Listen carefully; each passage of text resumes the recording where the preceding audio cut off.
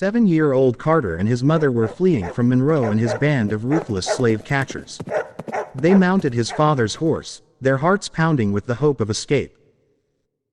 But Monroe, a cruel and determined man, shot Carter's mother fatally just as they attempted to flee.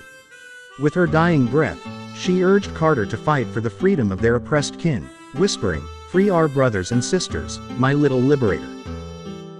Surrounded and outnumbered, Carter faced imminent capture. Yet fortune favored him when Monroe, distracted by a scream from deeper in the forest, ordered his men to investigate. This diversion provided Carter a fleeting chance to escape.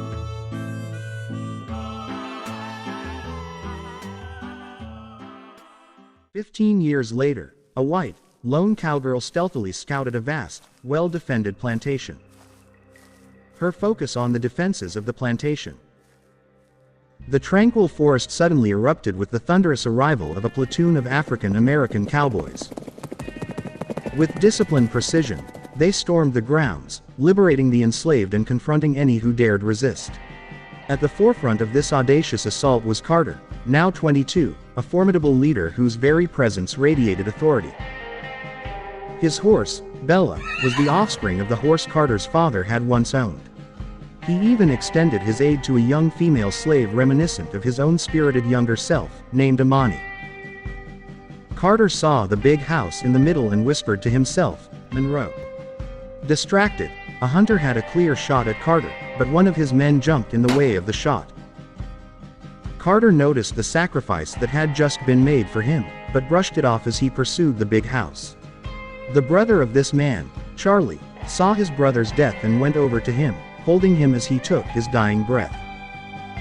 Meanwhile, the cowgirl, hidden in the tree-line's shadows, maneuvered through the chaos, her focus fixed on the grand estate at the heart of the plantation.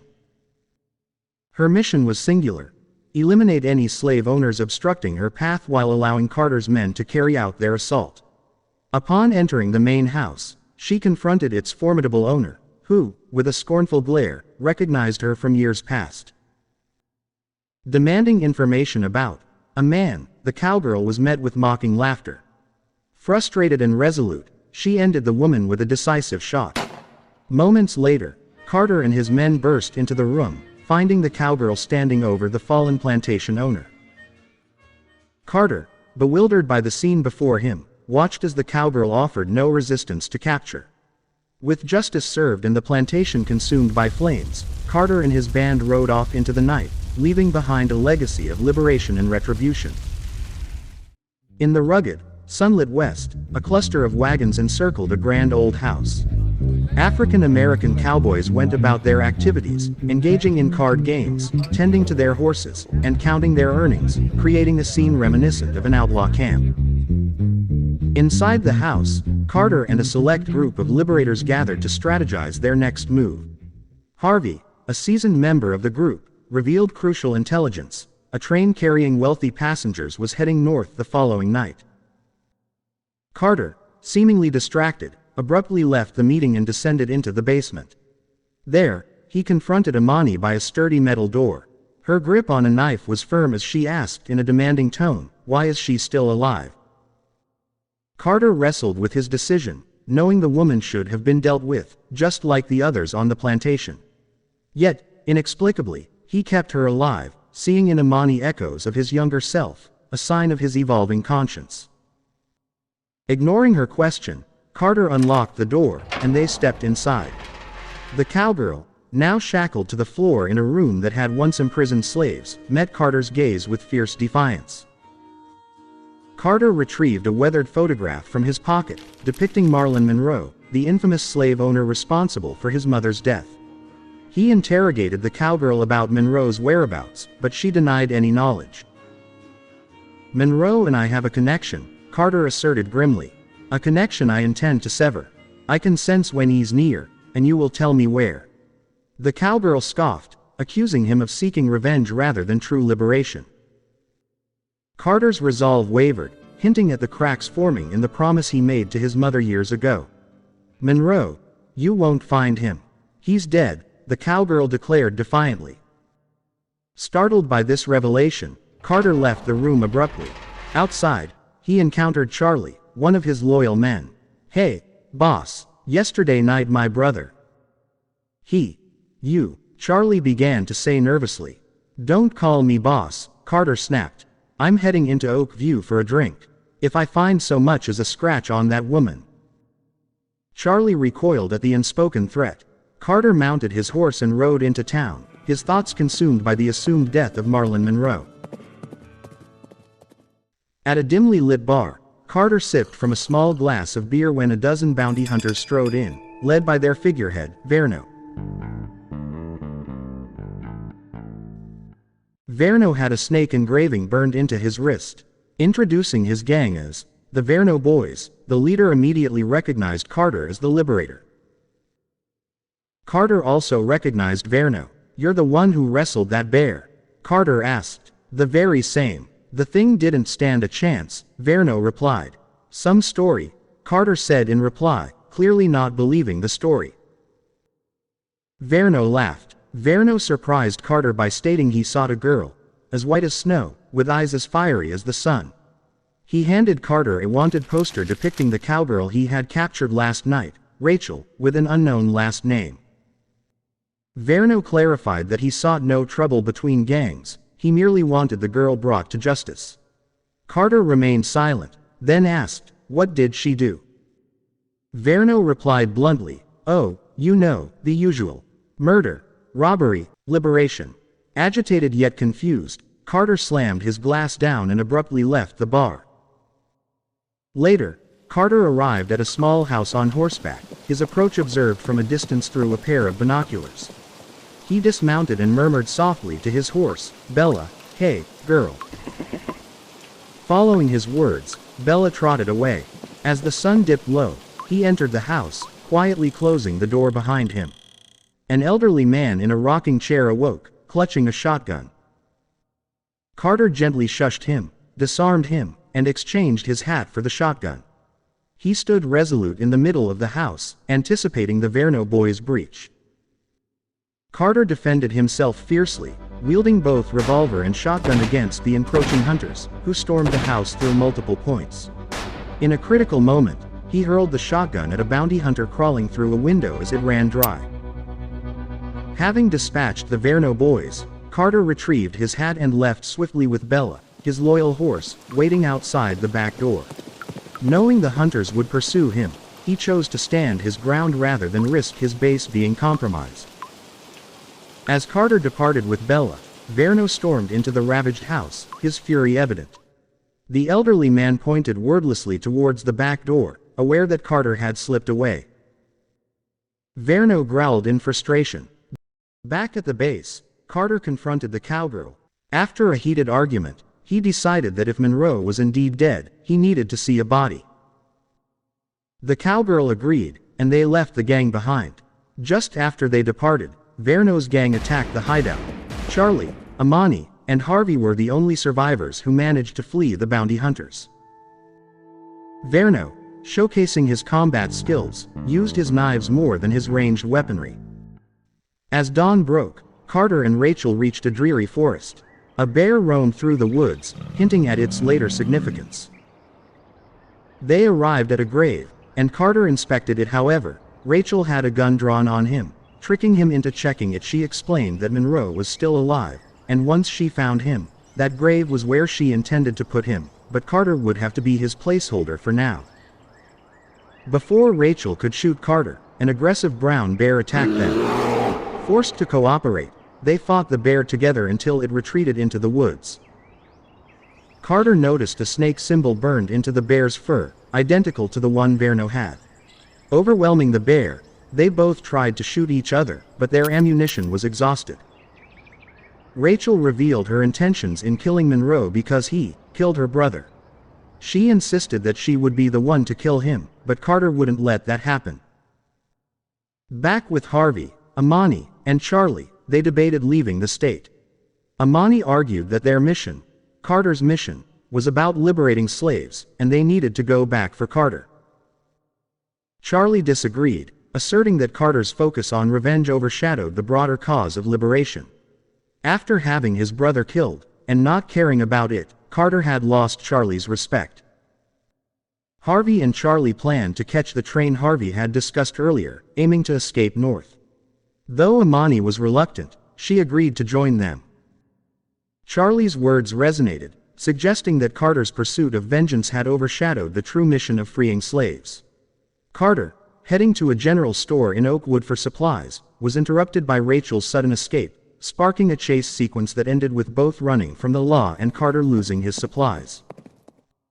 The sheriff of this town, Mallory, identified Rachel as the one Verno was after, causing a cluster of lawmen to chase after them. After evading the capture of the law, Carter recalled the bounty poster Verno had given him. He reasoned that turning Rachel in might lead him to Monroe, and they could finally confront him. They agreed to execute the plan that night. As dusk began to settle, Carter and Rachel sat by the fire. Carter was adjusting his bounty hunter attire, glancing at Rachel. "I noticed your bounty poster also labeled you as a liberator, like me," he said. "Why's that?" Rachel's eyes darkened. "It's not a title I deserve. My brother's last request was for me to liberate black folk." Carter interrupted. "Not exactly. He just wanted me to live free from the ideas that cause pain. Slavery was one of those ideas that he seemed to escape, unlike most folk," Rachel explained. Carter looked at her, sensing the deeper meaning behind her brother's words. "You really think that's what he meant?" "No," Rachel admitted. "I'll never know. But it's the only way I know how to live. Besides, ending Monroe's tyranny is at the top of my list of fulfilling a free mind." Carter fell silent, realizing their goals were strikingly similar. Fulfilling the promises of their dead relatives might be important, but putting an end to Monroe at their own respect was much more important, right? Back in the town, Verno and his men approached the sheriff. Verno asked where Carter and Rachel had gone, but Sheriff Mallory had no answer for him. Verno explained that his employer had a hold over this town, and if it was too helpless, he'd just have to let it go. The sheriff knew what this meant. Now that Monroe was in town, he indeed had a hold over the town and could exact whatever he pleased on its people. With this said, Verno placed his arm over Mallory's shoulder and made him watch as the Verno boys burned the town to the ground and terrorized its people. Mallory could do nothing but watch. Continuing the conversation, Carter told Rachel about how he got a tip for the plantation that night. Rachel confirmed that it was she who sent it to him. She explained that she had received the tip first from an anonymous source. She knew that Monroe would come looking to finish her off like he did her brother one day, so she was sure that this tip would be a trap. This prompted her to send the tip to the only person who wanted Monroe dead just as much as she did, so she could go in and take Monroe out himself. "The Liberator?" Carter asked. "The Liberator," Rachel confirmed. Meanwhile, Charlie, Harvey, and Amani sneaked onto the train and hid in the supply bay as they waited. Harvey and Charlie fell asleep. Amani overheard derogatory remarks about slaves from the white passengers, fueling her anger. She confronted them, leading to a gunfight between the train guards and the trio.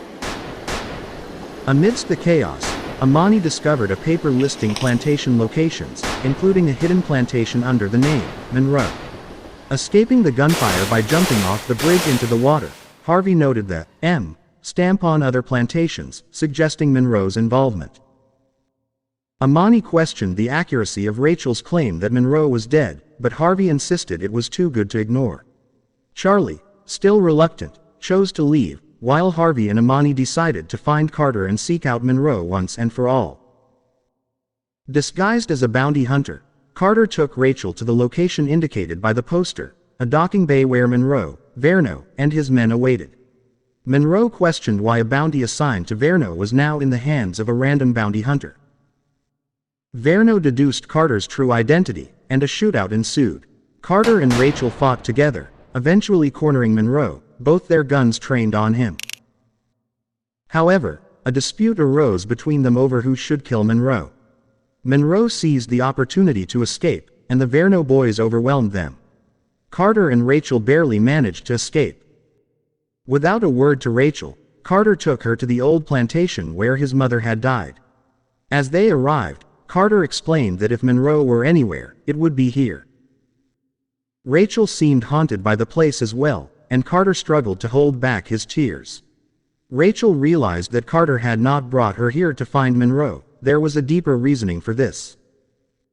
Carter admitted that he came here to rekindle the passion that drove him to find Monroe.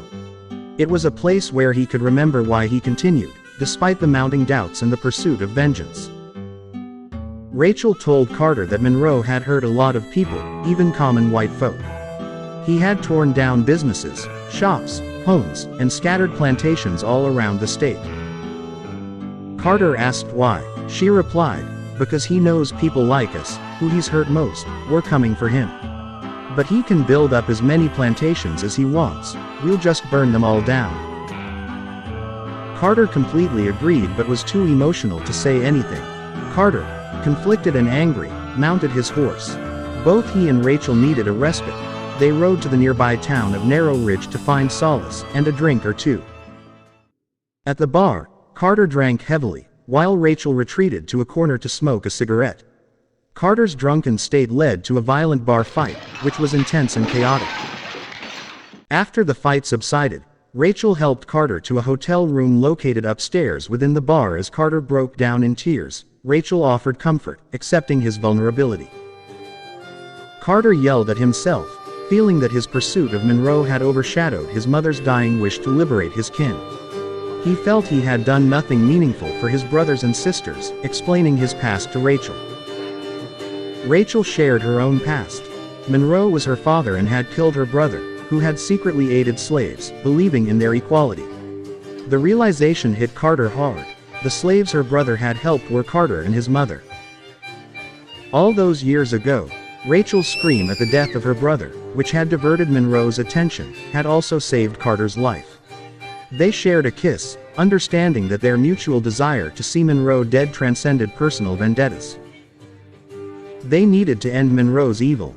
Meanwhile, Harvey and Imani, having discovered the heavily guarded plantation, overheard that the Verno boys were aware of the bar fight involving Carter. Surprisingly, Charlie arrived, and the Verno boys didn't attack him.